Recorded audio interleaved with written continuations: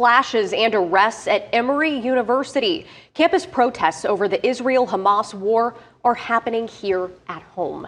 More than a dozen people were arrested on Emory University's campus as multiple groups gathered to protest the Israel-Hamas war and the Atlanta Public Safety Training Center. Those arrested appear to be students, non-students, and professors, the whole gamut.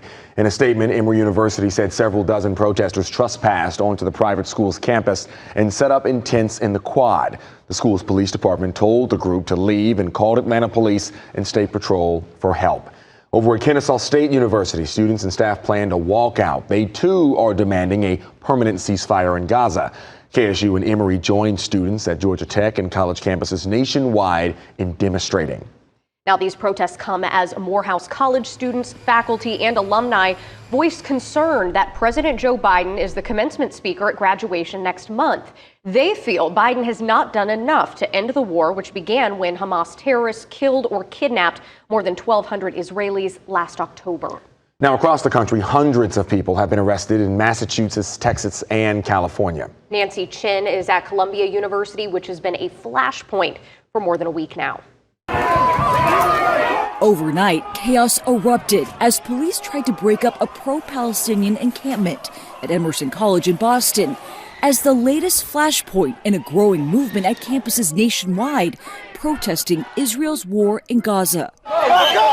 On Wednesday, demonstrators clashed with school security at USC in Los Angeles after school police ordered students to move their encampment. Both sides of my family were displaced from Palestine, and I'm here using my voice because my grandparents couldn't. By nighttime, police shut the gates to the school and pushed pro-Palestinian protesters out. Also on Wednesday, hundreds gathered at the University of Texas at Austin, where they were met with a show of force as well. In New York, Republican House Speaker Mike Johnson was interrupted by loud booing during his visit to Columbia University, the epicenter of demonstrations calling for cutting all school financial ties to Israel and amnesty for students punished for participating in protests. He claimed the university is being taken over by a radical and extreme ideology, citing several recent incidents of anti-Semitic language by protesters on and off campus. I am here today joining my colleagues and calling on President Shafiq to resign if she cannot immediately bring order to this chaos.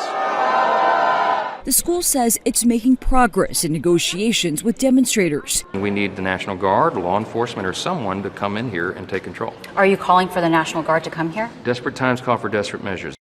New York Governor Kathy Hochul accused Speaker Johnson of politicizing the protest by coming to campus and said she has no plans to call in the National Guard, at least for now. The university has set a deadline of midnight tonight for protesters to leave their encampments. Nancy Chin, CBS News, New York.